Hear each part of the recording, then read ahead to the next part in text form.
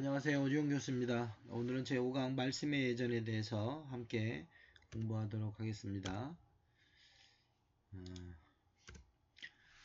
말씀 예전이라고 예배를 원래 말씀 예전과 성찬 예전이라는 예배는 기본적으로 이중 구조로 되어 있는데 굳이 예배 전체를 다루지 않고 말씀 예전을 따로 떼어서 다루는 이유는 오늘날 현대 많은 개신교회에서 예배를 말씀 예전으로만 드리는 교회들이 실제 많기 때문에 그렇습니다. 그리고 실제 이런 말씀과 성찬의 이중구조로 드리던 예배가 어떻게 분화되고 분리됐는지를 한번 다뤄보는 것도 의미가 있고, 말씀 예전에 대한 이런 부분들만을 따로 한번 고민해보는 것도 좋은 시간이 될 것 같습니다. 말씀 예전이라는 이름 자체가 굉장히 다양한 의미로 쓰였는데 가톨릭에서는 예배를 미사라고 했죠. 그래서 중세 예배 이런 이름이 이제 미사인데, 미사는 보통 성찬을 뜻하기 때문에 미사 이전에 드리던, 그래서 이제 for 미사 그래갖고 전 미사, 미사 이전 이런 의미가 있고요.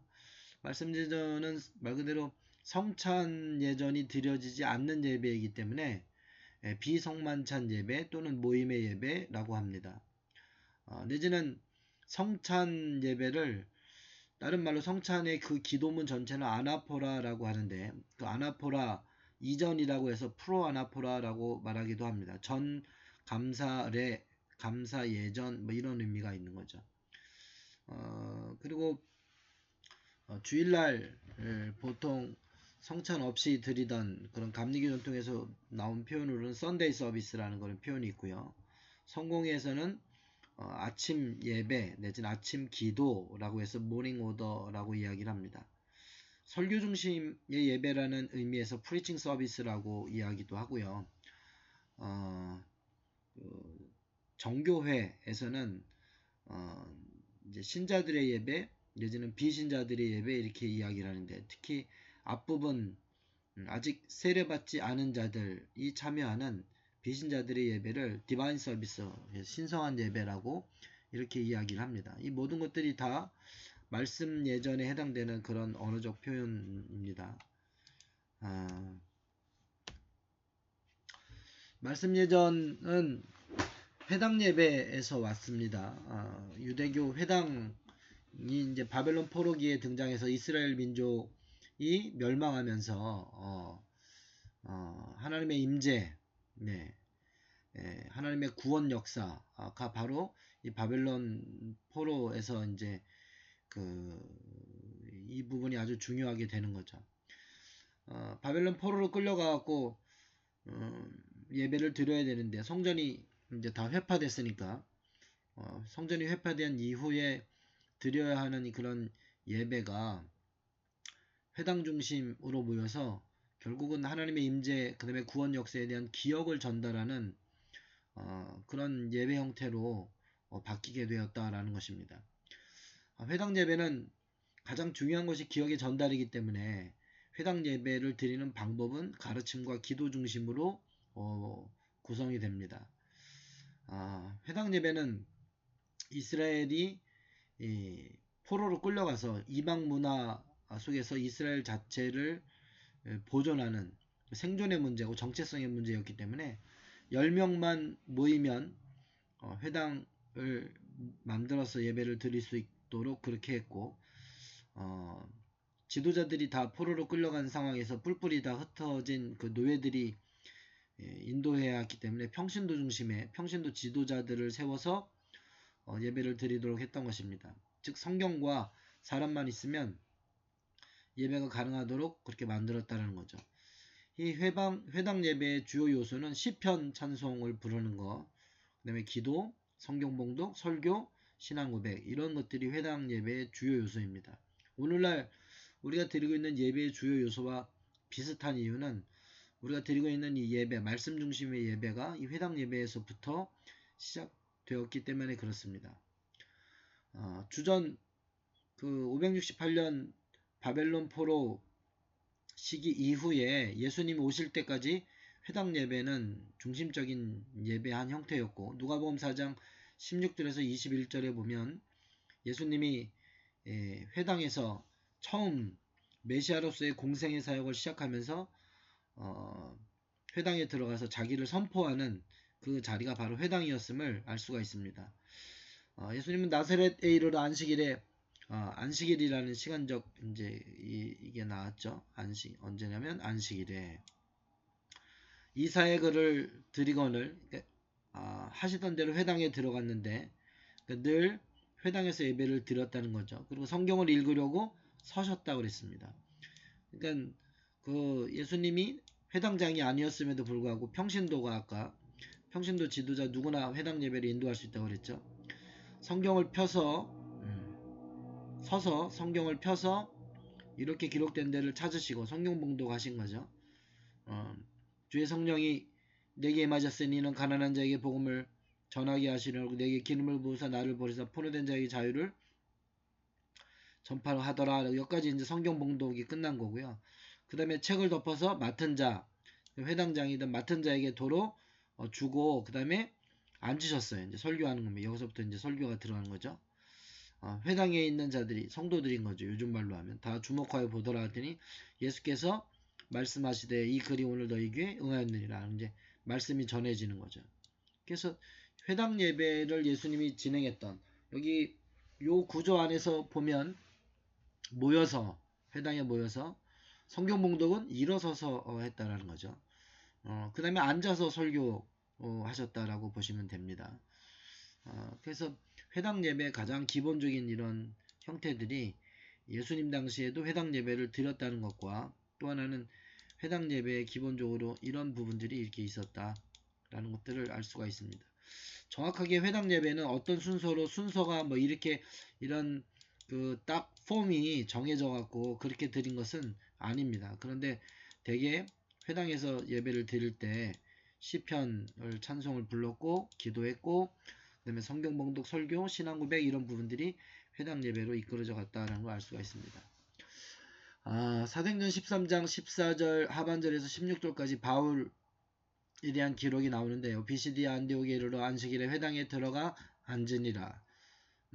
율법과 선지자의 글을 읽은 후 율법과 선지자의 글은 구약 성경이죠. 이때는 아직 신약 성경이 정경화되지 않은 때였으니까 구약 성경을 읽은 후에 회당장이 사람들을 보내어 물어 이르되 형제들아 만일 백성을 권한 말이 있거든 말하라. 설교할 수 있으면 설교하라라는 겁니다.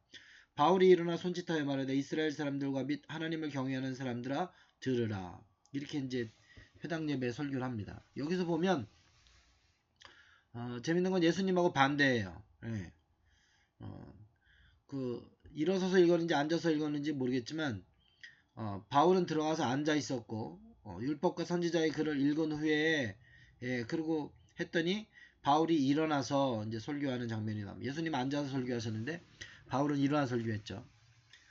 어쨌든 성경 봉독과 설교 중심, 즉 기도와 말씀 중심의 회당 예배 전통이 있었고 이것이 예수님 그리고 예수님 이후에 성서 시대의 교회에게까지 아주 보편적인 예배 형태였다는 것을 알 수 있습니다. 이것과 함께 또 하나 중요한 예배 형태가 나오는데 가정 예배입니다. 사도행전 4장 46절에 보면 날마다 마음을 같이하여 성전에 모이기를 힘쓰고 성전에 모이는 건 날마다 모였다라는 거죠. 그 다음에 집에서 떡을 떼며 기쁨과 순전한 마음으로 음식을 먹었다. 떡을 떼다라는 말은 단순히 밥해 먹었다는 소리가 아니라 성찬을 나누었다라는 표현입니다. 가정은 기도와 식탁 교제의 중심이었고 주님이 부활하신 이후에 주께서 이것을 향하여 나를 기념하라 말씀하셨기 때문에 가정에서 모여서 떡을 떼며 기쁨과 순전한 마음으로 음식을 먹었다라는 겁니다. 사도행전 20장 7절에서 11절에 보면 말씀과 성찬, 회당 예배와 가정 예배가 결합된 그런 형태가 나타나기 시작합니다. 바울의 이야기인데요. 그 주간의 첫날에 그 주간의 첫날은 지금 말하면 주일을 말하는 겁니다. 성경에서 계시록에 주님의 날이라고 말한 날은 안식 후 첫날이니까 안식 후 첫날 우리가 떡을 떼려 하여 모였더니 주님의 날에 성찬하기 위해서 모였다라는 겁니다. 바울이 이튿날 떠나고자 하여 그들에게 강론할세 밤중까지 계속하매 안식일 저녁 때 모여서 주일날 새벽에 성찬하고 헤어졌기 때문에 밤중에 계속 강론, 즉 설교했다라는 거죠. 우리가 모인 윗다락에 등불을 많이 켰는데 유두고라 하는 청년이 창에 걸터 앉아있다가 깊이 졸더니 바울이 강론하기를 더 오래 하며 설교가 길어진 거죠. 졸음을 이기지 못하고 3층에서 떨어지거늘 일으켜보니 죽었더라. 바울이 내려가서 그 위에 엎드려 그 몸을 안고 말하되 떠들지 말라. 생명이 그에게 있다 하고 올라가 떡을 떼어 먹고 오랫동안 날이 새기까지 이야기하고 떠나니라. 밤에 설교했고 새벽에 성찬했고 그리고 떠났다라는 겁니다. 그래서 말씀과 성찬 예배 이런 형태들이 사도 바울 사역 시기 주후 50년에서 60년 사이에 이미 등장하기 시작했고 그리고 그 이후에 이런 예배 형태가 1세기가 못 되어서 계속 지속되고 있는 것을 볼 수가 있습니다.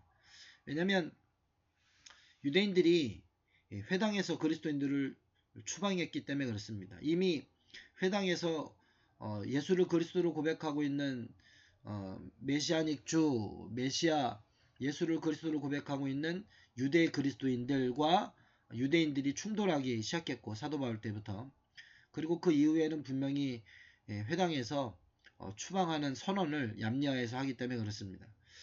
주후 90년에 얌리아회가 있었으니까 이미 80년대부터는 극에 달았고 1세기 이후로는 로마의 공식적인 박해가 이제 심화되면서 유대인들이 로마로부터도 배척당했거든요. 그래서 기독교인들도 유대인들과의 차별화 정책에 나아가고 이런 여러 역사적인 사회적인 또 신앙적인 이런 그 조건들 상황들 때문에 유대인들과 유대 그리스도인들은 이제 완전히 구분되어지는 길을 가게 됩니다.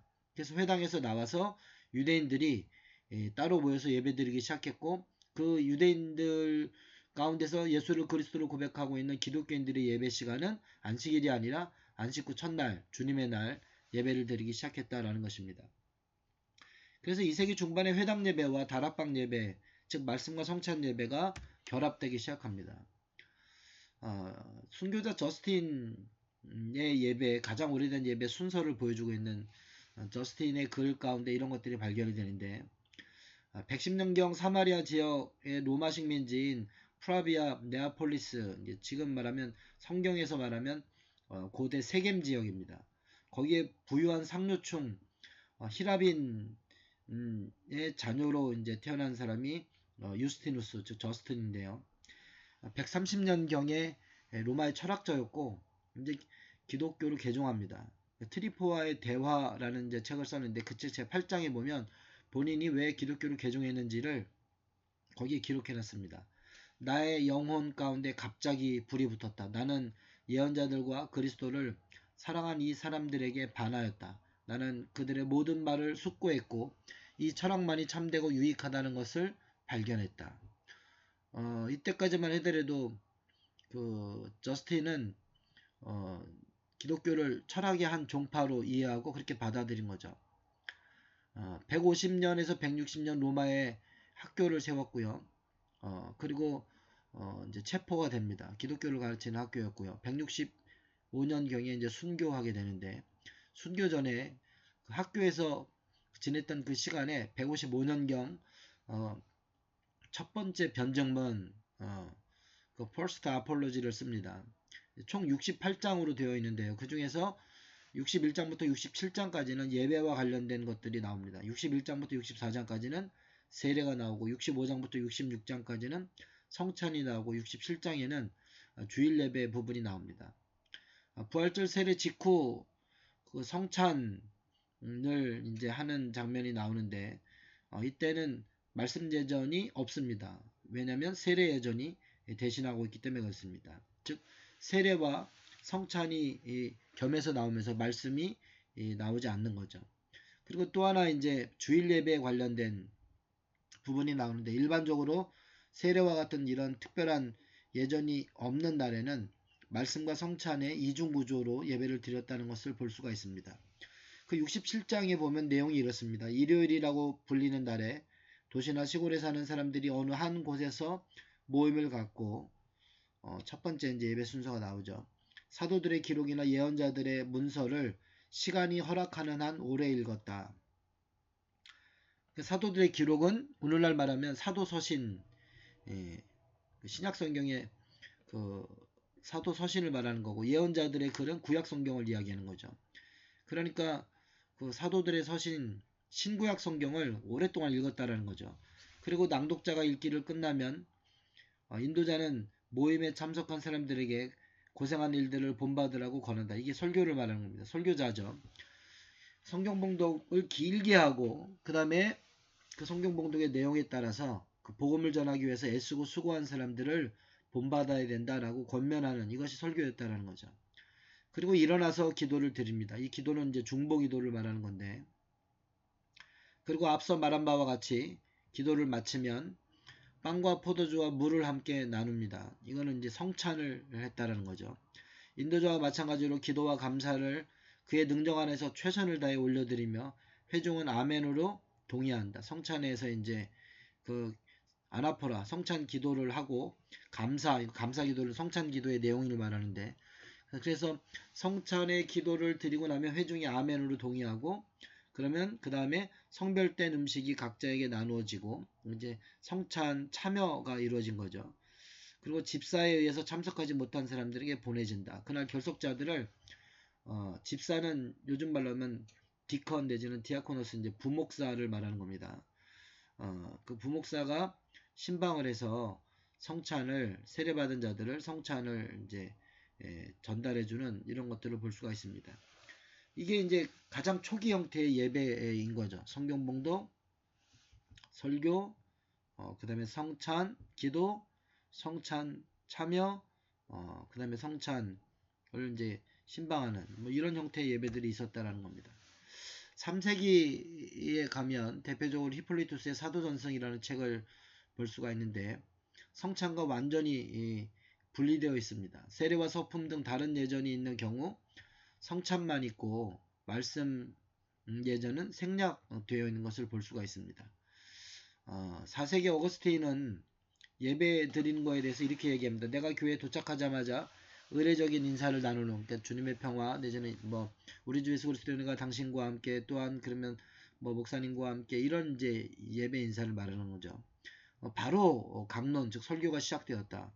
그러니까 4세기 어거스틴 때까지만 하더라도 말씀 예전과 성찬 예전이 드려지고 말씀 예전은 앞에 간단한 인사 이후에 바로 설교하는 그런 모습이 기록으로 남아있다는 거죠. 4세기 후반에 들어서면 주일 예배에서 구약 성경을 봉독하던 이런 부분이 빠져서 평일 성소 일과로 완전히 가버리게 됩니다.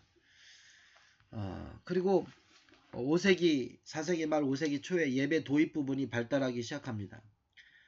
이미 바실리카라는 큰 예배당, 기독교는 이때쯤 되면 이제 더 이상 박해받는 그런 종교가 아니었기 때문에 제국의 종교가 됐기 때문에 로마 제국의 기독교가 된 거죠. 그래서 바실리카라는 큰 공회당에서 교회 입구에서부터 성단소, 강대상에 오르기까지 긴 이제 예배 행렬들이 시작이 됩니다. 그 행렬을 하는 동안에 예배 앞부분에 이제 입당송, 그 다음에 자비송, 영광송, 그 다음에 이제 컬렉트라는 짧은 기도 이런 것들이 발달하기 시작합니다. 지금도 이 예배 순서들은 쓰이기 시작한 겁니다. 이제 입당송 같은 경우는 이제 인트로이시라고 그래갖고 사제가 성단소에 오르기까지 부르는 이제 시편 찬양을 이야기합니다. 나중엔 중세 때 가면 이게 시편 43편으로 이제 고정이 되는데, 그리고 이제 자비송, 이제 성단소에 오르기까지 긴 행렬이 침묵하고 있고 회중 전체나 내지는 찬양대가 시편을 찬양하고 있는 거죠. 그래서 시편 찬양을 회중 전체나 찬양대가 들으면서 쭉 행렬을 하는 것을 볼 수가 있습니다. 자비송은 5세기 말 신자들의 기도가 연도 형식으로 이루어지게 되는데 성경 봉독과 설교 전에 보통 이제 기도가 있는 거거든요. 이제 연도식 기도는 주거니 받거니 하는 기도입니다. 사제가 이렇게 긴 간구를 하고 거기에 신자들이 아주 짧은 응답을 하는 거죠. 그 짧은 그 응답이 이제 키리에 엘레이손이라고 이제 하는 겁니다. 리듬이 있었어요. 주여 오늘 예배 가운데 참여한 저희들을 궁일이 여겨주시기를 원하나이다. 오늘 코로나19로 인해서 고통받는 온 세계와 인류와 이로 인해서 경제적으로 어려움을 당하는 모든 이들을 궁일이 여겨 주옵소서. 그럼 회중들이 키리에 엘레이손 뭐 이런 식으로 이제 그 키리에 엘레이손을 이렇게 이제 말하던 노래하듯 이렇게 했다고 보시면 됩니다. 그러다가 7세기 초에는 이 앞에 이제 그 목회자가 했던 그 이제 간구가 사라지고 페티션스가 사라지고 이제 키리에만 남게 되고 키리에가 아주 노래로 이제 찬양으로 완전히 다 확장돼서 예배 때 이제 그런 기도로 남게 됩니다. 대개 이제 조금 전에 제가 불렀던 이제 키리에송도 거의 초기 형태의 라틴 지역에서 부르던 이제 키리에인데 4분의 7박자 형식으로 이렇게 되어 있습니다. 대략 이렇게 부릅니다. 한번 뭐 들어보시죠. 예레엘레이손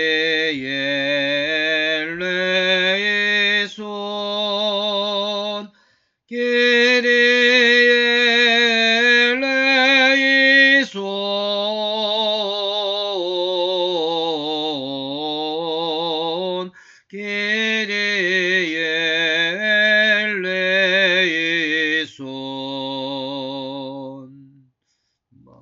이렇게 키리엘레이손을 이렇게 반복하면서 무한 반복해서 부를 수도 있거든요. 되게 3번, 6번, 9번 이렇게 이제 찬양을 하면서 하는 이런 예배 기도 주여 우리를 불쌍히 여기소서라는 뜻인데 이런 이제 예배 기도가 회중들이 계속해서 부르는 찬양으로 남게 됩니다. 키리에 같은 경우는 뭐 아리마 이제 바디메오 소경 바디메오가 예수님을 만났을 때 주여 다윗의 자손 예수여 나를 불쌍히 여기소서 이렇게 이야기하잖아요. 바디메오뿐만 아니라 많은 사람들이 예수님을 만나면 나를 불쌍히 여기소서라고 이렇게 고백했고 거기에 주께서 응답하셨기 때문에 그 초기에 성경에 나와 있는 그 말씀을 그대로 기도로 간구로 이렇게 노래 불렀다고 보면 됩니다. 그 다음에 4세기 말 5세기 때 만들어진 그 대표적인 그 말씀 예전 도입 부분에 이제 이 예배가 뭐냐면 영광송 글로리아니 엑셀시스인 겁니다. 누가복음 2장 14절에 보면 지극히 높은 곳에서는 하나님께 영광이라는 이제 문구가 나오는데 이런 걸 칸티클이라고 그러죠. 성구송이라고 그러는데 누가복음 1장과 2장에 보면 거기 마리아의 찬가, 사가랴의 노래, 그다음에 그 시므온의 노래 이런 이제 이런 노래들이 나와요. 이런 노래들이 성경 구절에서 시로 된, 즉 그때 당시 노래로 된 이 부분이고 이런 노래들을 초대교회는 바로 예배 때 바로 성구 그대로를 노래로 하는 찬양하는 성구송이라고 그래갖고 이런 칸티클을 많이 불렀다라는 거죠. 근데 이게 이제 예배 때 예배 찬양으로 자리를 잡게 되는 겁니다. 칸티클이 발전해서 영광송과 대송영, 독설로지라고 그러는데 그레이터 독설로지 이런 영광송, 송영 이런 것들이 되는 거죠. 이 송영이라는 말은 성부, 성자, 성령 삼위 하나님께 그 다음에 세세무궁토록 이런 시간적인 표현을 쓰고 아멘 그렇습니다 라고 하는 신앙의 고백 이 3가지가 들어가 있어요. 이제 송영이라고 그러는데 찬송가 1장부터 7장 맨 밑에 보면 송영이라고 되어 있고요. 그 송영이 보면 이런 그 형태의 구조가 되어 있습니다. 오직 하나님께만 올려드리는 노래 이제 이렇게 말할 수 있는데 이런 노래들이 예배 가운데 자리 잡게 됩니다. 말씀 예전에 불리게 됐다라는 거죠. 서방교회에서는 영광송이 남아있다면 동방교회는 삼성송이 나와 있습니다. 예. 그래서 트리사기온이라고 해서 이 말은 3번 거룩하다 이사야서 6장 3절에 나와 있는 말씀인데 거룩하시다 거룩하시다 거룩하시다 이렇게 그 3번 거룩하다 말하는 부분이 있죠. 오늘날 수많은 찬송가 우리 안에도 뭐 거룩 거룩 거룩 이렇게 3번 거룩 거룩 거룩 나오잖아요. 이제 이런 부분들이 다 삼성송에 해당되는 노래들이고요. 이게 동방교회 전통으로 계속해서 불려지고 있고 지금도 그렇게 불려지고 있습니다. 어쨌든 영광송, 대송영, 삼성송 이런 부분들이 4세기 말 5세기 초에 예배의 아주 중요한 형태로 자리를 잡습니다. 그리고 이제 짧은 기도, 컬렉트라고 그래요. 컬렉트는 뭐 영어로 말하면 모으는 건데 짧은 기도가 이렇게 모여졌어요. 그러나 사제들이 내지는 주교가 감독이 이렇게 드렸던 그 짧은 기도를 쭉 모아서 드렸다라는 겁니다.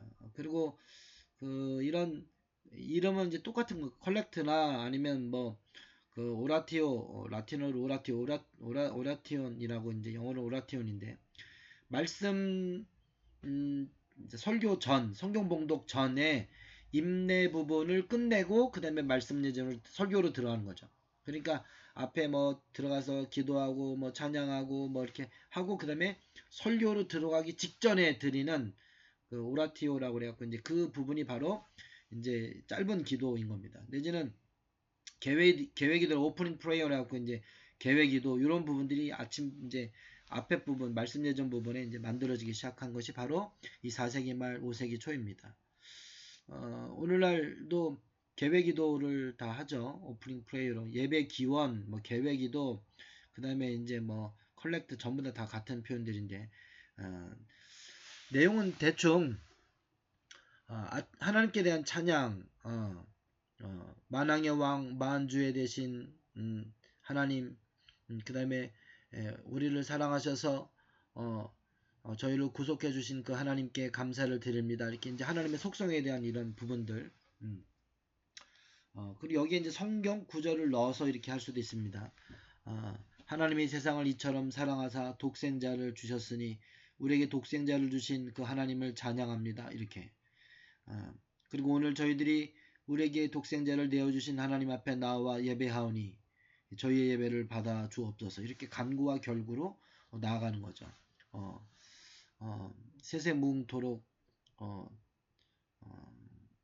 찬양과 경배가 아버지 하나님께 있기를 구하나이다. 뭐 이런 식으로 이제 송용으로 마침을 하고요. 어쨌든 그 하나님께 대한 찬양, 그 다음에 하나님의 속성에 대한 관계절, 간구, 결구, 마지막 송영, 이런 부분들을 넣어서 그날의 기도가 예배를 이제 종결해서 이렇게 진행을 할 수가 있습니다. 그리고 이제 말씀 예전으로 들어가는 거죠. 예.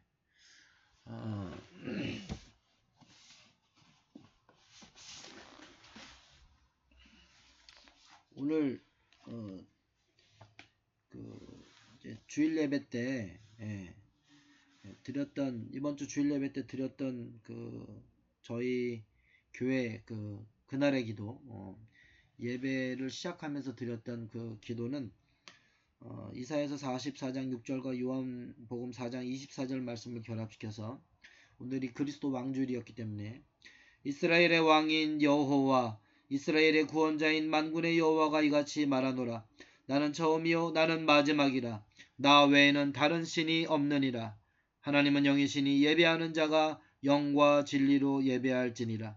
만왕의 왕이요 만주의 주 되신 하나님, 왕이신 하나님께 저희가 예배를 드리오니 저희의 예배를 받아 주옵소서. 우리 주 예수 그리스도의 이름으로 기원하옵나이다. 아멘. 이게 오늘 이제 저희가 드렸던 그 예배 기도문이었거든요. 이런 것들이 이제 컬렉트라고 보시면 됩니다. 그리고 이제 6세기 말쯤에 예배 이후에 해산하는 절차가 있는데 동방교회는 남아있고 서방교회는 사라지게 됩니다.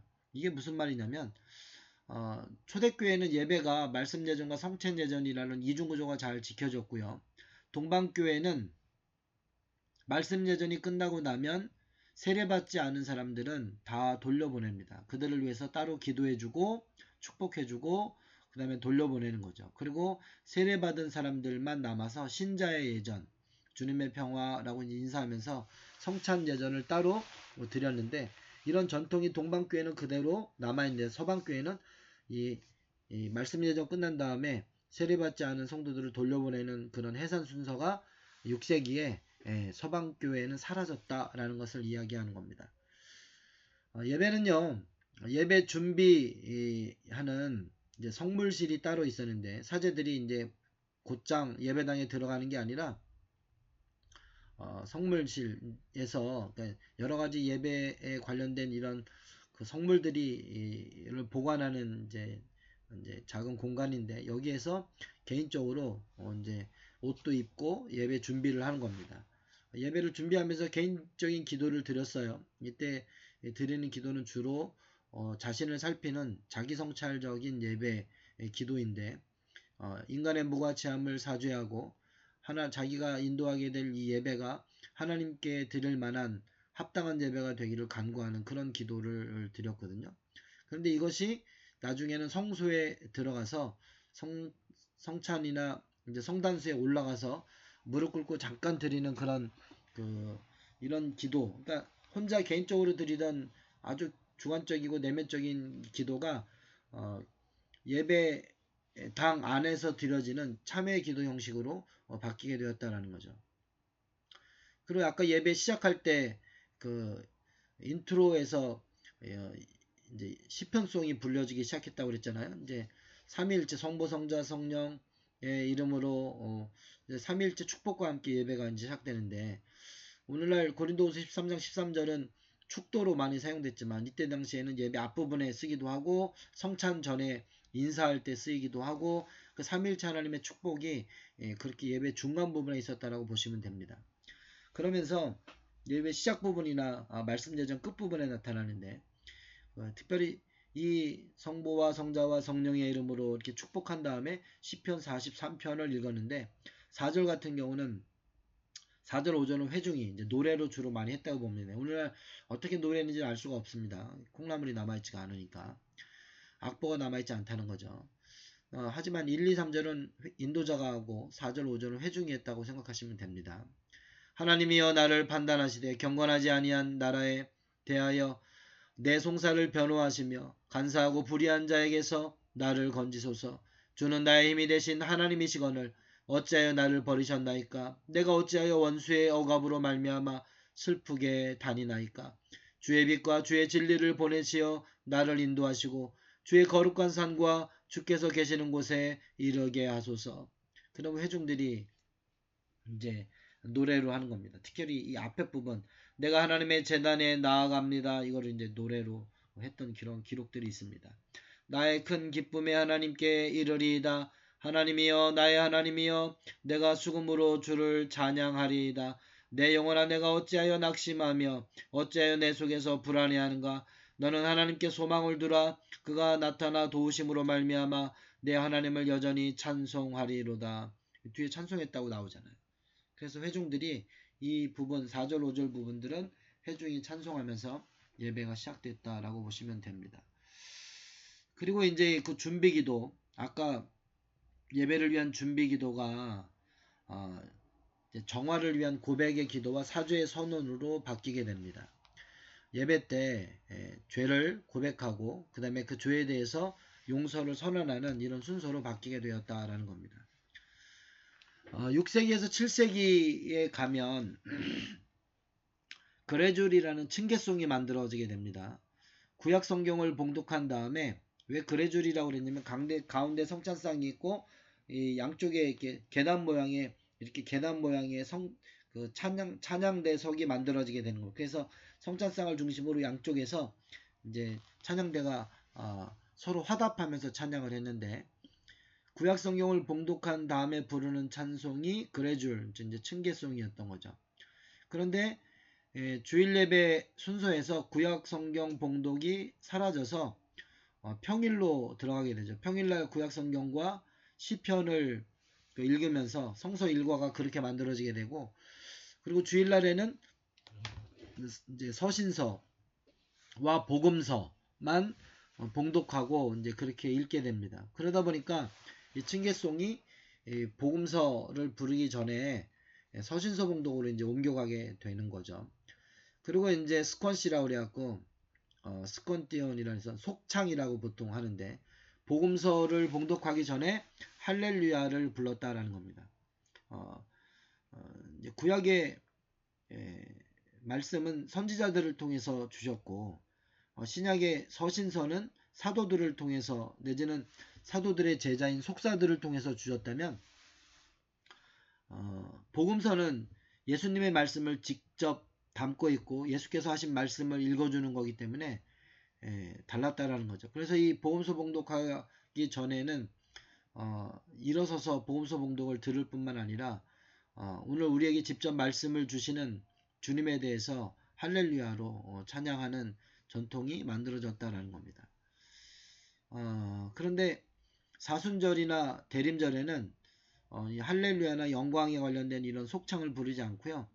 참여하는 찬양을 했습니다. 왜냐하면 사순절과 대림절은 초대교회 때 세례받기 위해서 자신을 살피는 이런 절기로 시작했다가 약 한 5세기 지나서 6세기경 가면서부터 유아세례가 보편화되면서 이때부터 십자가를 묵상하는 그런 절기로 바뀌게 됩니다.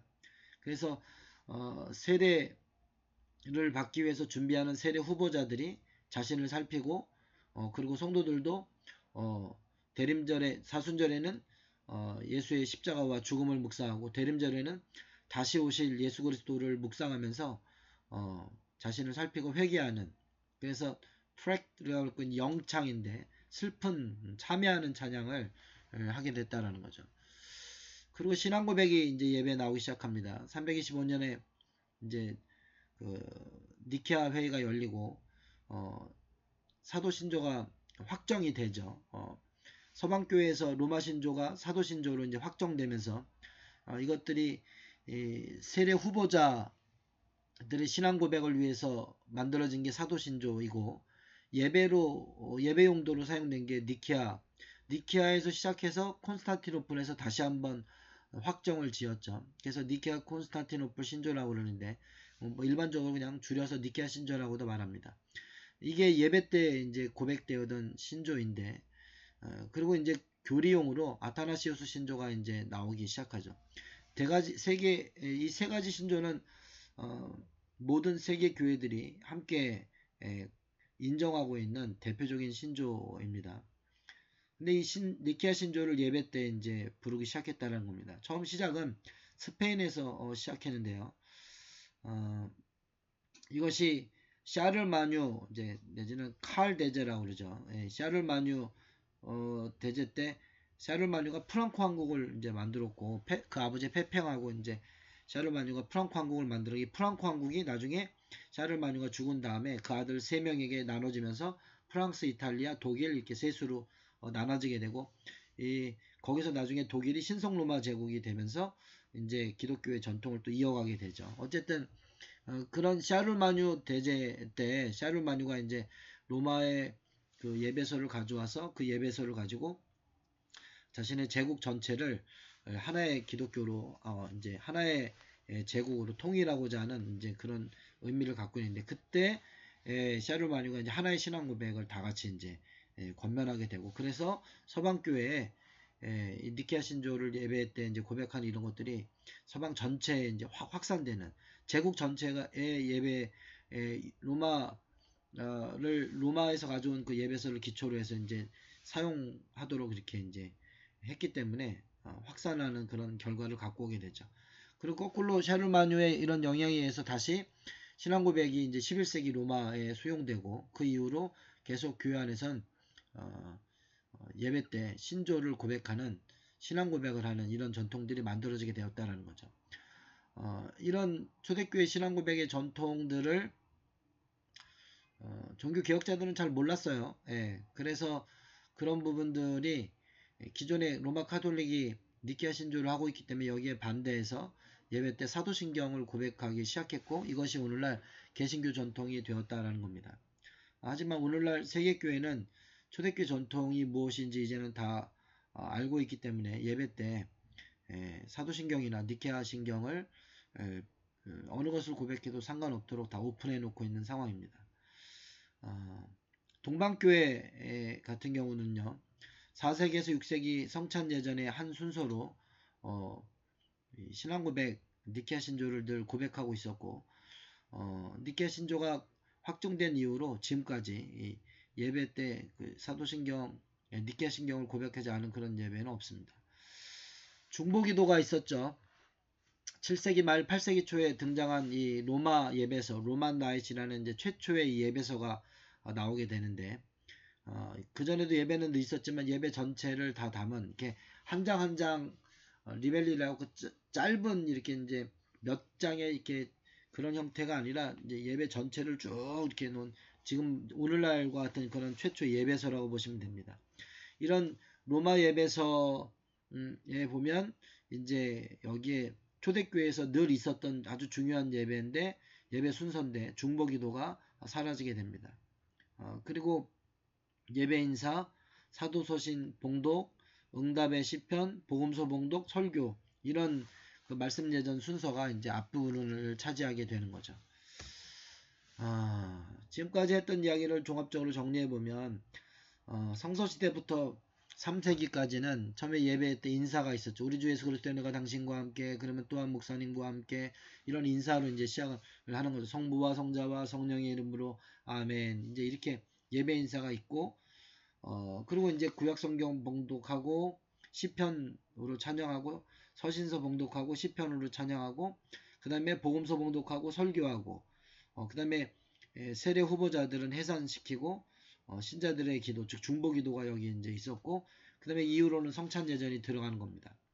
근데 4세기에는 여기에 이제 아까 이야기했던 입당송 그다음에 이제 기도 즉 간구와 응답으로 키리에 찬양이 들어가고 영광송 내지는 삼성송이 들어갔다고 그랬죠. 동방교회는. 그 다음에 그날의 기도, 짧은 기도 이런 것들이 있고 그 다음에 이제 그 복음서나 서신서 다음에 칭기송이 만들어졌다고 그랬잖아요. 예배 순서가 예배 인사가 끝나고 우리 주 예수 그리스도의 은혜가 당신과 함께 그러면 또한 목사님과 함께 이렇게 인사가 하고 그 다음에 이제 입당송으로 시편을 노래를 부르는 겁니다. 그 다음에 기도가 나오고 이제 목회자와 회중이 번갈아가면서 연도식으로 하는 이런 기도가 나오고 그 다음에 영광송 이 부르고 그 다음에 또 짧은 그날 예배를 위한 기도 절기에 맞는 기도가 드려지고 그리고 서신서 구약은 이제 사라졌으니까 서신서 봉독을 하고 나면 시편 찬양을 부르고 내지는 그 층계송에서 부르던 것이 나중에 속창이 되잖아요. 이제 그 사순절이나 대림절에는 영창 이제 참회하는 그런 찬양을 부르고 복음서 봉독하고 설교하고 그다음에 세례 후보자들은 해산했다. 동방교회는 해산시켰고 서방교회는 6세기 이후로는 해산시키지 않았다라는 것을 알 수 있습니다. 그리고 7세기부터 들어가면 아예 시편 43편을 고정적으로 예배 인트로 부분, 인내 부분에 이제 사용하고 그 다음에 사제가 혼자서 성물실에서 드리던 개인적인 참회적인 예배 때 자기를 살피는 기도가 아예 이제는 예배당 안에서 그 참회 기도로 이제 이렇게 드려지게 되고 그리고 연도에서 키리에만 남고 영광송이 불러지고 그날의 기도가 드려지고 서신서 봉독을 하고 그 다음에 칭기송을 부르고 속창을 하고 복음서 봉독을 하고 설교하고 그 다음에 설교 이후에 니케아 신조를 고백하고 이런 예배 순서로 중세 예배는 바뀌게 되었다라고 보시면 됩니다. 종교개혁 시대의 예배는 그러면 어떠했는가? 종교개혁 시대에는 초대교회 예배를 일단 잘 몰랐습니다. 어거스틴까지 밖에 잘 몰랐고요. 그리고 그 이전 예배는 잘 알 수 없었다라는 거죠. 그리고 종교개혁자들은 중세의 참회적인 그런 예배를 그대로 이어받았습니다. 그래서 참회적인 요소를 많이 포함하면서도 구약성경 봉독, 중보기도를 배제시킨 그 중세 시대 예배 형태를 그대로 받아들여서 종교개혁자들도 구약성경이나 내지는 중보기도 오늘날 한국에서 드리고 있는 대표기도가 바로 이 중보기도라고 보시면 되는데 이것을 이제 하지 않는 그런 형태의 예배를 드렸다라고 보시면 됩니다. 그럼에도 불구하고 종교개혁자들의 가장 중요한 예배 공헌은 뭐냐면 설교와 회중 찬송을 회복시키고 자국어로 예배를 드리기 시작했다는 거죠. 중세 때는 설교가 예배의 필수가 아니었죠.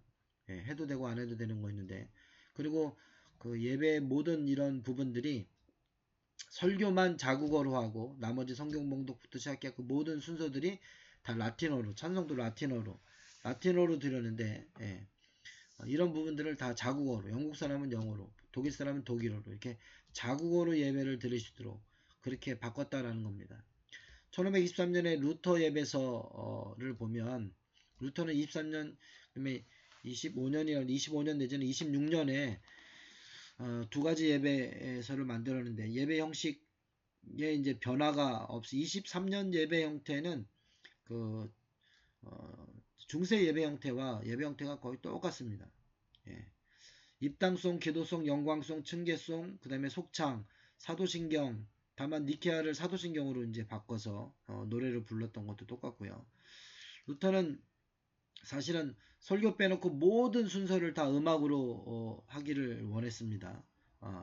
그런데 실제 루터파의 그 100년 뒤에 진젠도르프가 설교까지도 다 노래로 이렇게 하는 루터가 꿈꾸던 음악 예배를 모든 예배 순서에 다 음악을 사용해서 음악적인 예배를 드리는 이것을 이제 실현시키죠.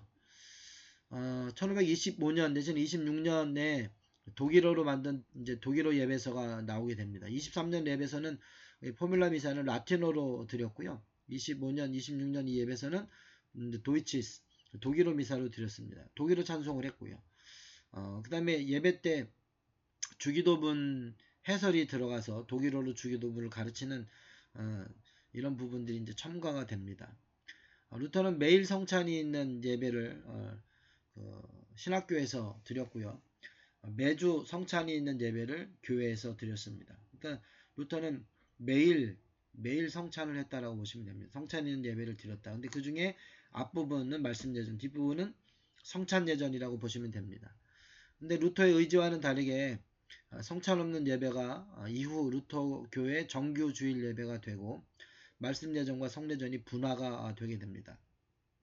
이 분화를 공식화시킨 건 성공회입니다. 나중에 18세기 계몽주의 영향으로 매주 성찬이 사라지게 됩니다. 왜냐면 성찬의 이런 그 문구들 이것은 내 살이니 받아먹어라 주님이 하신 그 말씀 그대로를 하는 이 부분들이 계몽주의 시대에는 아주 이 부분들에 대한 비난들이 있었기 때문에 이런 부분들을 피해갔던 거죠.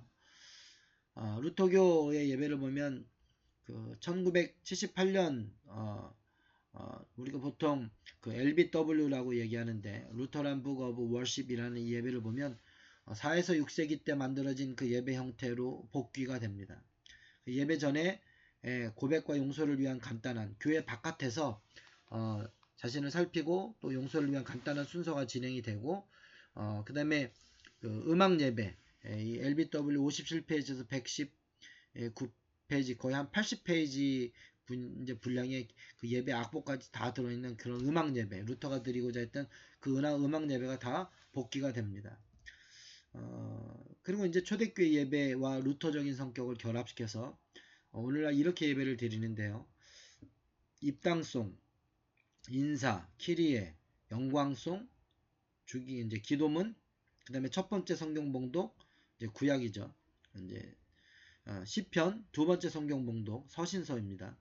그 다음에 알렐루야, 이가 속창이었죠. 내지는 영창을 부르죠. 그 다음에 복음서 봉독, 영창은 사순절 대림절에 한다고 그랬습니다.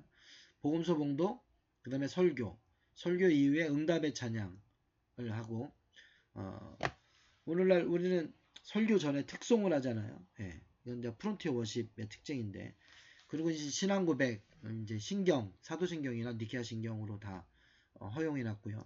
헌금하고 기도, 중보기도 내지는 회중들이 함께하는 공중기도를 드리고요. 주기도문, 축복기도 이것이 이제 성찬이 없는 예배 앞부분 순서의 오늘날 현대 루터교 예배입니다. 종교개혁자 루터 예배를 조금 살펴보면요.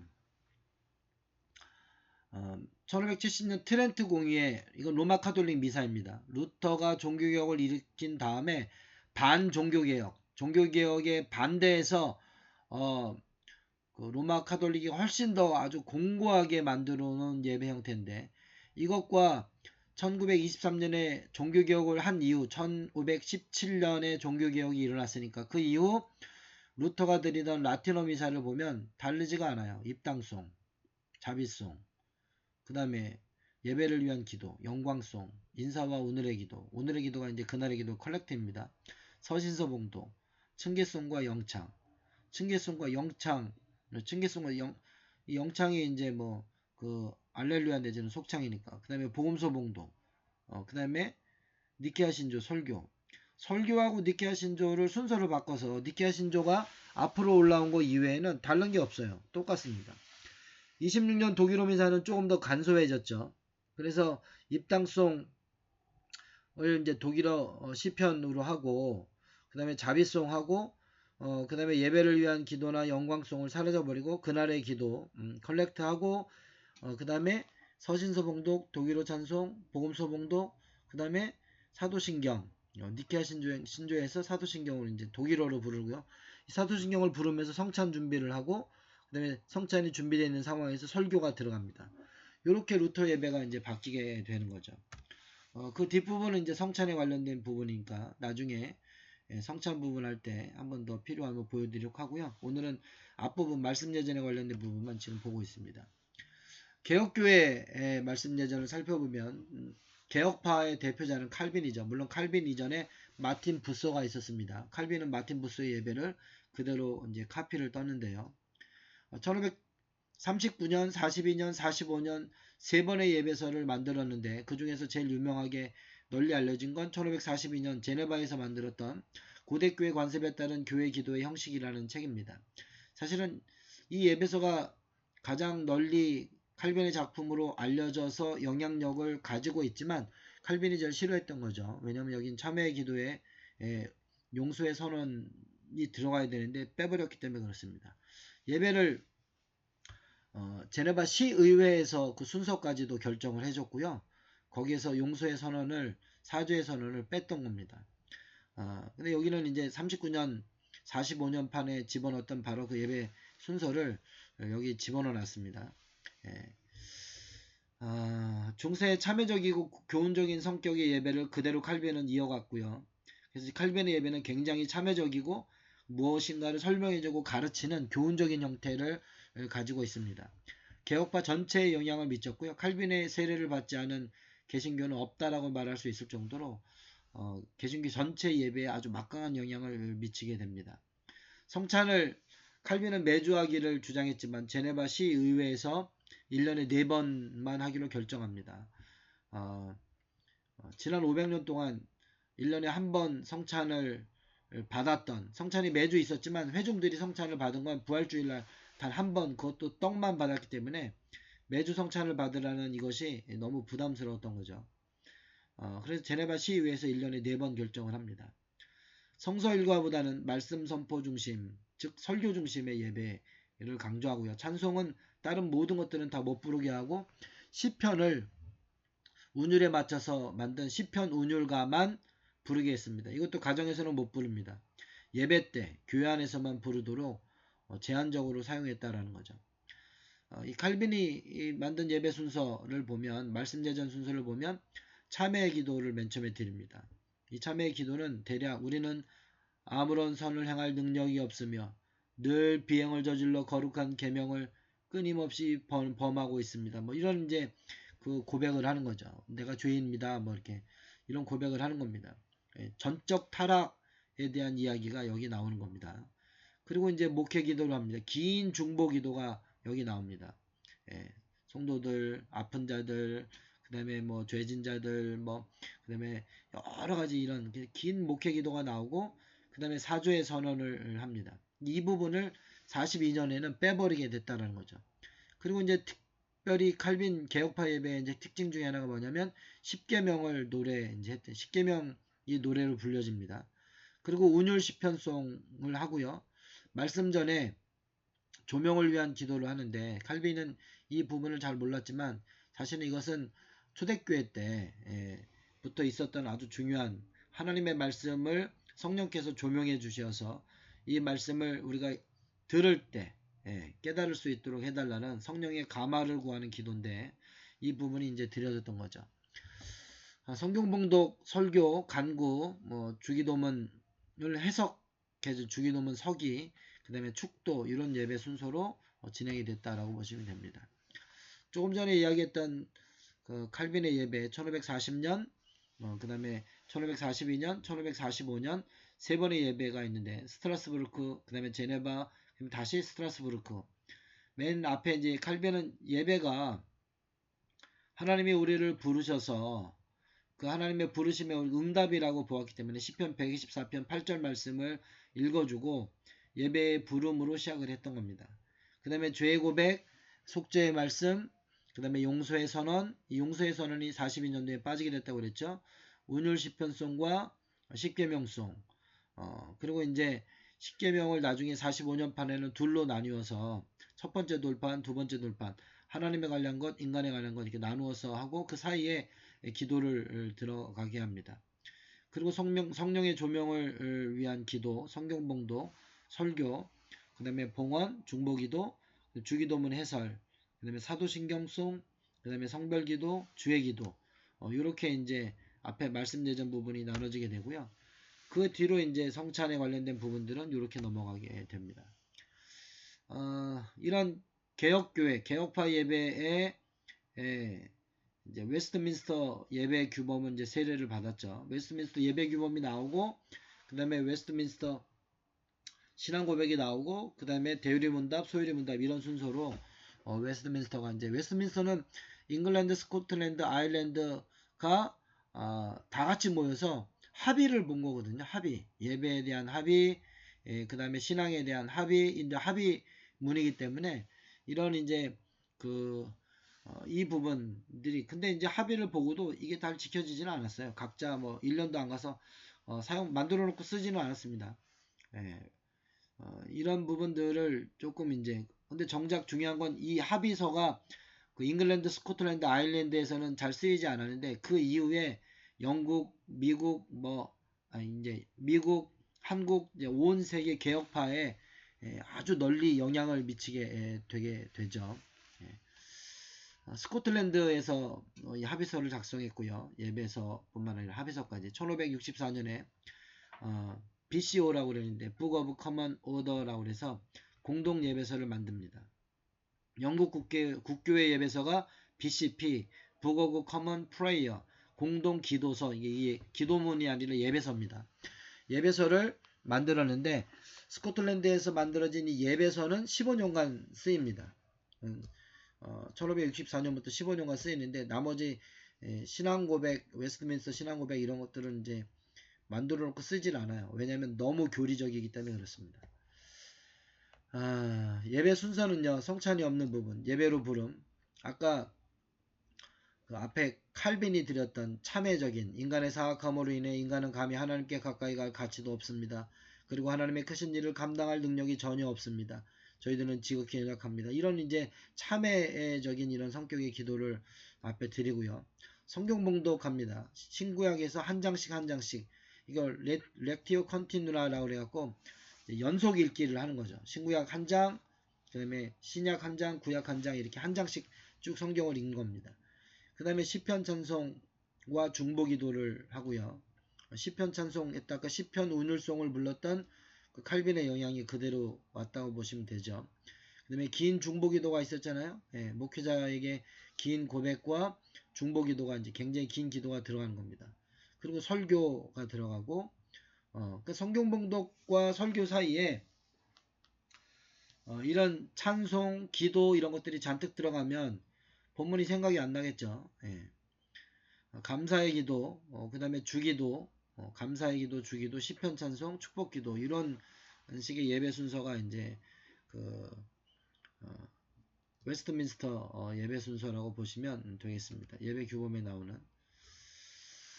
자, 칼빈의 영향을 계속 살펴보고 있는데 1984년 장로교 주일 예배 좀 말씀 예전 순서를 살펴보면 Sunday Service for the Lord's Days라는 그 주님의 날을 위한 예배서라는 뜻인데 이 주일 예배는 성찬을 권면하지만 이때까지만 해도 매주 드리지는 못했고요. 지금은 굉장히 많이 회복이 돼서 매주 성찬을 드리는 장로교회가 참 많습니다. 미국에. 예배 순서는요. 성찬 앞부분 말씀 예전 부분이 모임 예배의 부름 예배의 부름 마틴 부소로 시작해갖고 칼빈이 널리 퍼뜨린 거죠. 예배로의 부름 내지는 예배의 부름 찬송 그 그 다음에 시편송과 영과 고백과 용서, 찬송의 행위, 평화의 인사, 주님의 평화라고 이렇게 인사하는 걸 말합니다. 조명을 위한 기도, 아까 성령의 조명을 위한 기도가 이제 있었다고 그랬잖아요. 제1독서, 시편 제2독서, 찬송 또는 영창, 복음서 봉독, 설교, 그 다음에 찬송 또는 영가, 응답의 찬양입니다. 이때는. 그 다음에 신조, 신앙 고백이 나오고요. 신조는 니케하고 그 다음에 사도신조 둘 다를 말합니다. 이거 신앙의 확인은 사도신조, 신조는 니케아를 말하는 거죠. 그 다음에 중보기도, 봉헌, 그 다음에 감사기도, 감사기도는 성찬기도를 말하는 겁니다. 성찬기도 이후에 주기도, 영가, 시편 찬송, 권면 축도, 해산 이렇게 이제 이런 예배 순서로 장로교 예배 순서가 만들어지게 됩니다. 영국 국교회 예배를 보면 개혁파 예배와 그 다음에 영국의 이제 그 살리베리 사원의 예배와 로마 예배를 합쳐서 만든 게 사름 예배서라고 그러는데 이 사름 예배서의 그러니까 개혁파 이제 칼빈으로부터 내려왔던 그 개혁파 예배와 그 다음에 영국 전통이 이제 사름 예배서를 합쳐서 만든 게 뭐냐면 토마스 크랜머의 아까 이야기했던 BCP 공동기도서입니다. 중보기도와 고백이 말씀 예전에서 성찬 예전으로 옮겨갑니다. 그래서 중보기도와 고백 부분이 이제 옮겨가고 중보기도는 삼성송 직후에 오고 고백은 성찬, 수찬, 성찬을 받는 거, 성찬 참여하는 그 커뮤니언보다 그 바로 앞에 이제 고백이 오게 됩니다. 1549년 예배 순서를 보면 입당 시편송을 부르고 주기도 이 영국 국교회나 감리교, 잔 웨슬리 예배의 특징은 주기도가 맨 앞에 이제 나오는 것이 아주 주요한 예배 순서의 특징입니다. 그날의 기도, 컬렉트를 하고 왕을 위한 특별기도, 중보기도를 하는 거죠. 특별히 영국 국교회는 국왕을 위한 기도, 영국 국왕으로부터 그 카톨릭으로부터 독립된 이런 이제 이게 시작됐기 때문에 그 다음에 사도서신, 복음서봉독, 니케아 신조, 설교 이런 형태로 되어 있습니다. 비슷하죠. 1552년 예배 순서는 입당 시편이 사라지고요.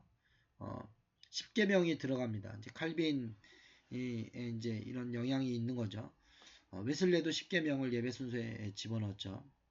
정화를 위한 기도가 이제 직후에 나오고 중보기도는 설교와 봉헌 직후로 가고 고백은 권면 직후에 이어서 예배 인사 그리고 자비성이 사라지고 성찬이 없을 때에는 중보기도 이후에 폐회하도록 이렇게 만들어졌습니다.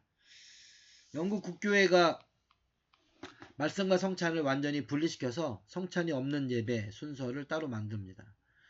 모닝 프레이어라고 그러니까 아침 기도, 그러니까 성찬 없는 그 아침 기도, 저녁 예배 때는 성찬이 있는 예배인데, 이런 설교 중심의 이런 예배를 영국 국교회가 시작하고, 그래서 5세기 이후 한 번도 성찬이 없는 예배가 드려지지 않았는데 영국 국교회가 그것을 이제 하게 되죠. 영국 국교회의 대표적인 기도서는 1662년, 그 다음에 49년, 52년, 그 다음에 62년인데 62년에 영국 국교회의 이 예배서는 52년판을 살짝 바꿨다고 보시면 됩니다. 거의 뭐 큰 변화는 없습니다. 근데 잔 웨슬리는 이 예배서를 가지고 죽을 때까지 예배를 드렸다라고 보시면 되고요. 웨슬리가 미국에 있는 감리교회를 위해서 미국 감리교도들을 위한 주일 예배서라는 썬데이 서비스라는 이제 줄여서 이제 그런 책을 만들었는데 그 책이 1784년에 만들어지죠. 그 예배서를 비교해 보면 영국 공동기도서를 줄였다라고 보시면 됩니다. 옆에 보시면 주기도로 시작하죠. 주님의 기도는 집례자만 하게 되는데 공동기도에서는 웨슬리는 다 같이 하게 됩니다. 그 다음에 그날의 기도, 오늘의 기도 컬렉트입니다. 그 다음에 십계명송, 자비성과 함께 부르는 십계명송이 나오고 그 다음에 왕을 위한 기도가 미국 감리교도들은 영국 왕을 위해서 기도할 필요가 없으니까 뺀 거죠. 그 다음에 다시 또 컬렉트가 짧은 기도가 또 나오죠. 이때 이 오늘의 기도는 뭐라고 그랬어요? 아까 오라티온이라고 그래갖고 그 성경 말씀 바로 전에 이제 앞에 도입 부분을 종교라는 그런 의미를 갖는 그런 기도인 거죠. 내지는 이 기도가 조명을 위한 기도로 사용됐다라고 보시면 됩니다. 그 다음에 서신서봉독, 복음서봉독을 합니다. 그리고 니케아 신경 하는데 니케아 신경을 빼버렸죠. 그리고 설교가 들어가고 확증의 말씀에서 설교 말씀을 확증해주는 성경 구절들을 쭉 나열하 그것 중에서 한 개 내지는 두 개를 읽어주도록 그렇게 했습니다. 그리고 봉헌, 이제 성구봉독을 하고 헌금을 하고 성찬 준비를 하는 거죠.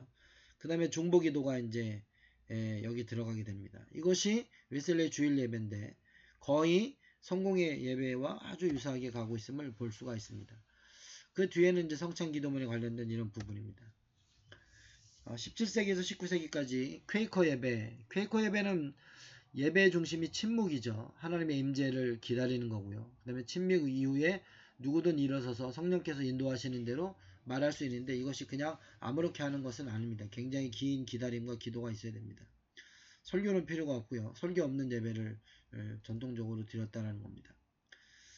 18세기 들어서 아까 이야기했던 북미 감리교회를 위한 주일 예배, Sunday Service of the Methodist in North America라는 이 예배서, 보통 우리가 주일 예배, Sunday Service라고 얘기하는데 이 주일 예배서는 사도신경을 제외하고 그 다음에 찬송을 많이 부르게 하고 성공의 아침 기도 형식을 따르고 있습니다. 모닝 프레이어라는 그 성찬이 없는 예배 형식을 따르고 있고 1792년에 이후로는 미국에서 사용하지 않았어요. 그러니까 1784년에 줬는데 불과 8년 정도 쓰고 일절 사용하지 않았다는 거죠.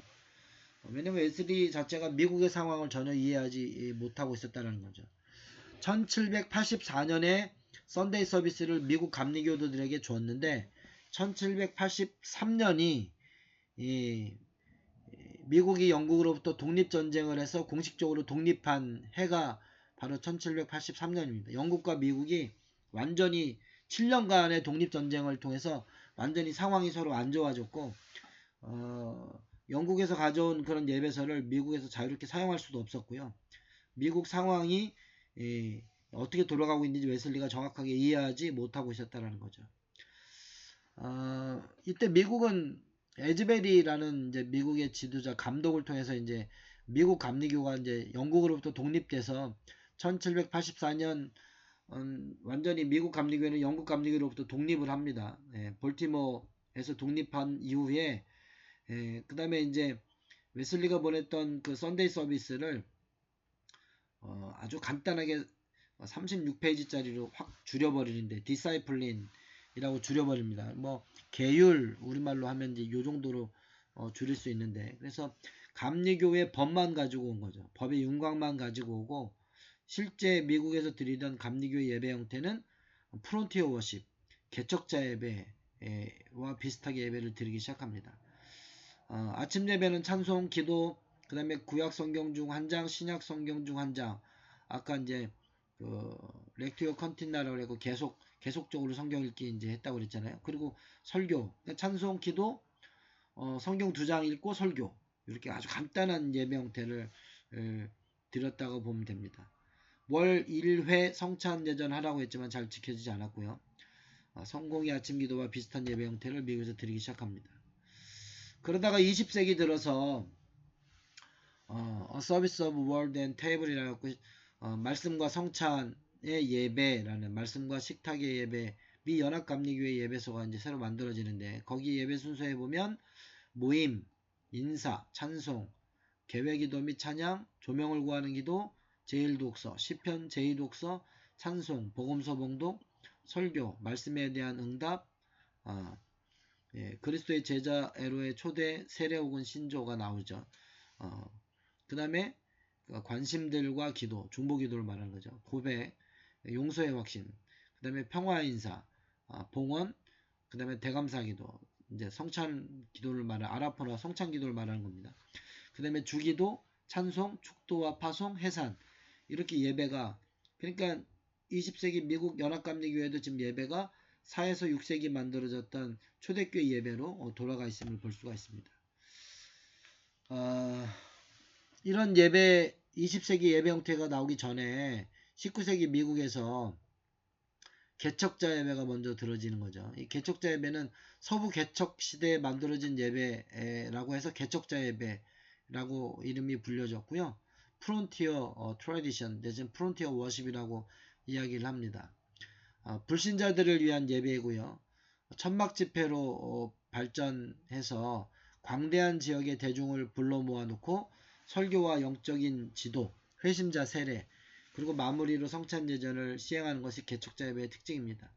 예배는 세 구조로 되어 있는데 도입 부분, 설교 부분, 종결 부분입니다. 근데 이 예배 전체적인 이 부분이 찬송 샌드위치 구조로 되어 있습니다.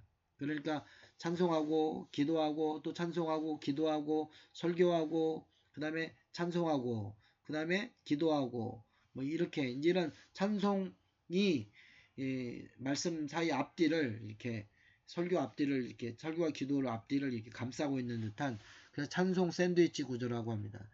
대개 일부 도입 부분에서는 찬송 또는 복음송 이때부터 이제 복음송을 많이 부르기 시작했죠. 오늘날 CCM의 원조가 여기입니다. 지금 우리가 찬송가에서 부르고 있는 예수로 나의 구주 삼고 이게 당시에는 복음송가였습니다. 이런 복음송 앞에서 나왔던 뭐 자비송, 영광송 그 다음에 이런 부분들은 원래 예배 때 부르는 예배송인 거고요.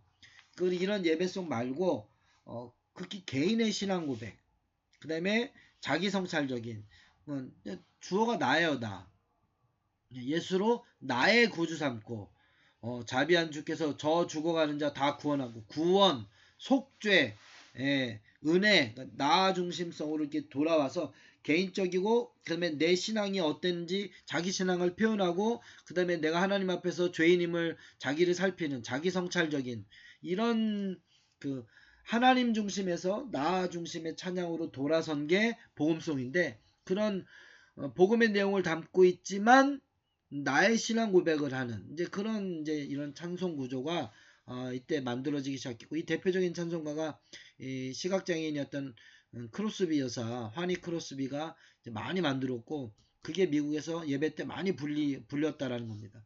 이렇게 뜨겁게 개인의 신앙에 관련된 찬양들을 하고 설교를 하고 난 다음에 다시 또 찬양하고 뜨겁게 이제 기도하고 간증하고 이때 되게 설교의 내용은 다 복음이죠. 그리고 회심을 촉구하고 헌신을 촉구하는 거죠. 왜냐하면 불신자들을 결단시키기 위한 예배였기 때문에. 그리고 이제 결단한 사람들을 이제 초청하면 거기서 세례를 주고 그 다음에 성찬에 참여케 하면서 예배가 끝나는 겁니다. 이 프론티어 워십의 바로 수혜자가 누구냐면 오순절 예배입니다. 이 예배의 형태를 그대로 가지고 왔다라고 보면 되고요. 여기에 찬양과 간증을 더 집어넣은 것이 오순절 예배의 특징입니다. 오늘날 간증을 통해서 이제 그 예배 때 이제 막 이렇게 하는 이런 부분들이 거기서 처음 나온 게 아니라 오순절 예배 한 형태이고 개척자 예배에서부터 나왔다라고 보시면 됩니다.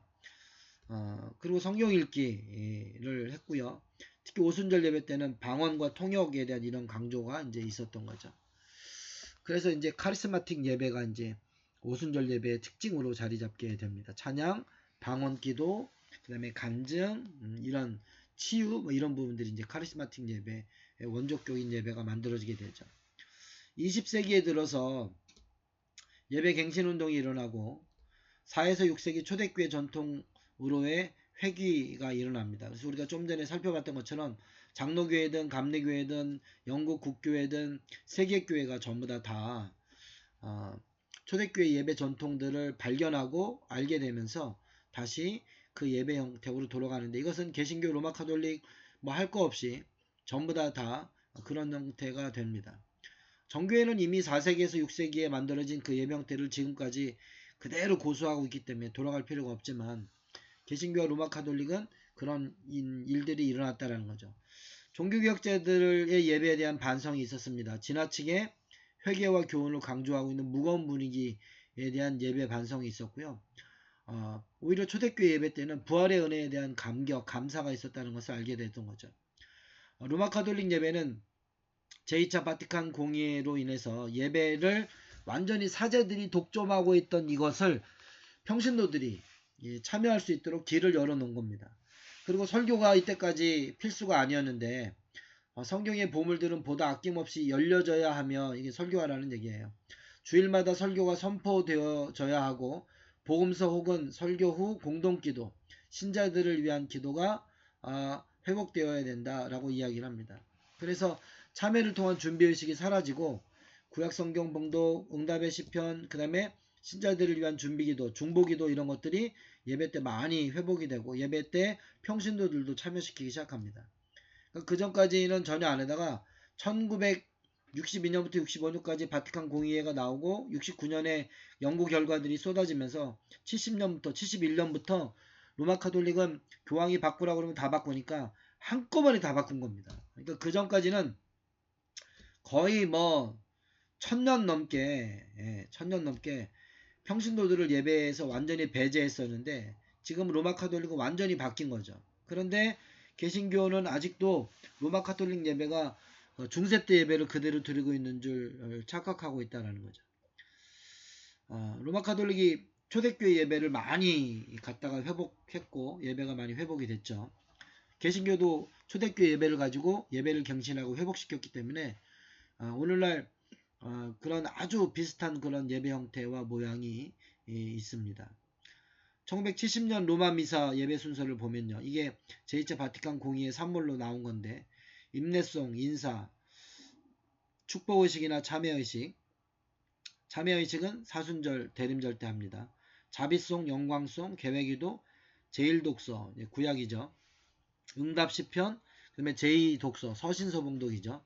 그 다음에 알렐루야나 복음한호성, 그 다음에 복음서봉독, 설교, 신앙의 고백, 니케아입니다. 중보기도, 거의 그 오늘날 현대 개신교 예배와 다름이 없죠. 왜냐하면 초대교회 예배를 가지고 재구성했기 때문에 그렇습니다.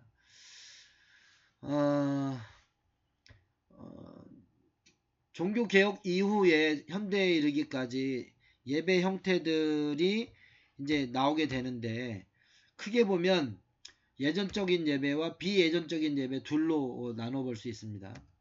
4세기 때 동방교회와 정교회, 그 다음에 이제 그 서방교회 예배가 로마 카톨릭 예배가 이제 거의 만들어지고 4세기에서 6세기까지 초대교회 예배가 다 완성된 다음에 최초의 예배서가 이제 7세기 말 8세기에 로마 카톨릭 로만 라이트라는 예배서가 만들어지고 그리고 중세 1000년이 지난 다음에 16세기에 루터교 예배가 루터 예배가 나오죠. 1523년, 26년 예배가 나오고 그 다음에 이제 깔뱅의 개혁교회, 마틴 부서 깔뱅의 개혁파 예배가 나오기 시작합니다.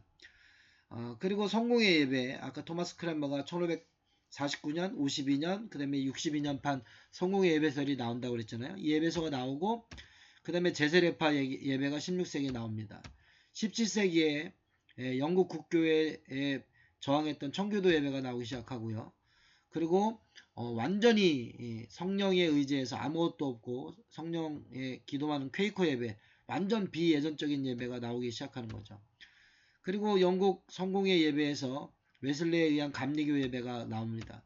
19세기에 감리교 예배에서 한 걸음 더 나아간 개척교회 예배, 프론티어 워십이 나오고 프론티어 워십에서 오순절 예배가 나오기 시작합니다. 이렇게 예배를 보면 예전적 예배와 비예전적 예배가 쭉 갈려져 있죠. 여기 가만히 보면 이 예배 순서 가운데 이 중앙에 지금 16세기는 아니지만 현대 그 개혁파 예배하고 그러니까 개혁파의 대표라고 말할 수 있는 지금 이제 장로교하고 그 다음에 감리교, 우리나라 장로교 말고 미국 장로교입니다.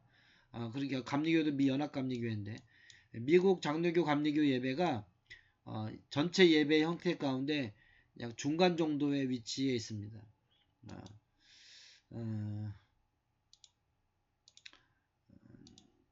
성결교회 예배는 어디에 있을까요? 성결교회 예배는 초기 성결교회 예배는 오순절 예배와 프론티어 워십 중간쯤에 있습니다. 그런데 지금 현대 성결교회 예배서 가운데 2016년 판이죠.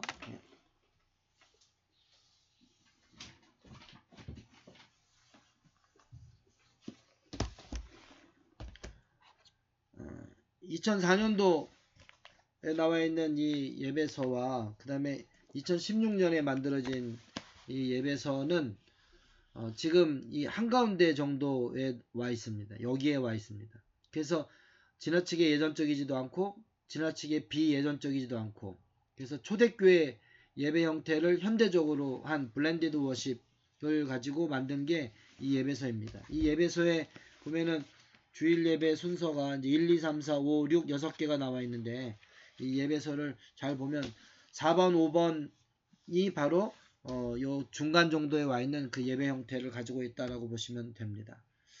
말씀 예전의 신학을 살펴보면은요, 말씀 예전은 그 메타포가 인간의 언어이죠. 언어를 통해서 이제 전달이 되니까요. 언어는 자기를 주는 수단입니다. 예. 하나님이 인간에게 성경 봉독과 설교, 즉 말씀, 언어를 통해서 자기 자신을 주시고요. 인간도 하나님께 기도와 찬송, 시편, 영창을 통해서 하나님께 드리는 거죠. 이게 노래로 하든 말로 하든 전부 다 언어적 표현 방법인 거죠. 말씀에 대한 인간의 응답으로 시편송이 이제 회복이 됐고요. 칸티클이라고 그랬죠. 아까 성경 구절을 바로 노래로 했던 누가복음 1장과 2장에 나오는 마리아 창과 사가랴의 노래, 시몬의 노래, 그 다음에 4세기에 대테움이라고 그래갖고 테데움이라고 그래갖고 하나님, 당신은 하나님이십니다. 우리가 당신을 찬양합니다라는 이걸 이제 반복해서 부르는 거거든요. 이런 기도하고 그 다음에 테데움, 기도하고 테데움, 그러니까 기도하고 난다, 사제가 목회자가 기도하고 나면 그 다음에 회중이 당신은 하나님이십니다. 우리가 당신을 찬양합니다. 이걸 이제 반복해서 리듬을 가지고 이제 했던 이런 이제 노래가 있는데, 이런 것들이 다 회복이 됐다라는 거죠.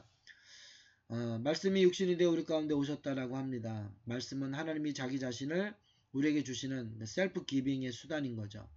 종교개혁자들은 성경 봉독과 설교를 강조했고요. 성경 읽기, 성경은 신앙 공동체의 공동의 기억을 공유하기 위해서 기록되었고요. 따라서 반복적으로 성경이 읽혀져야 합니다. 이 성경 읽기 자체가 성경 정체성의 강조인데, 오늘날 종교개혁자들 이후에 설교를 위한 성경 봉독만 하잖아요. 근데 그게 아니라 설교는 하나님의 말씀에 대한 해석이잖아요. 근데 그냥 하나님께서 우리에게 주신 그 말씀 그대로를 그냥 읽어주는 거.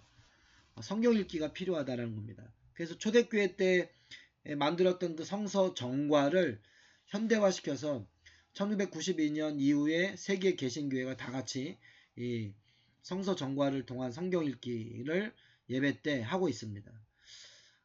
설교는 하나님의 역사의 과정의 중심이 되신다는 확신에 기초한 의사전달의 한 형태이고, 이 설교는 네 가지에 기초하는데 하나님의 능력, 그 다음에 성경, 그 다음에 교회의 권위, 그 다음에 사람들과의 관련성, 이 네 가지의 기초에서 하나님의 말씀을 전달할 수 있다라는 겁니다. 이런 것들이 말씀 예전의 신학이고, 이런 신학을 기초로 해서 말씀 예전 부분들을 잘 구성해서 설교 예배를 구성할 수 있으면 좋은 예배가 나올 수 있습니다. 여기까지입니다. 마치겠습니다.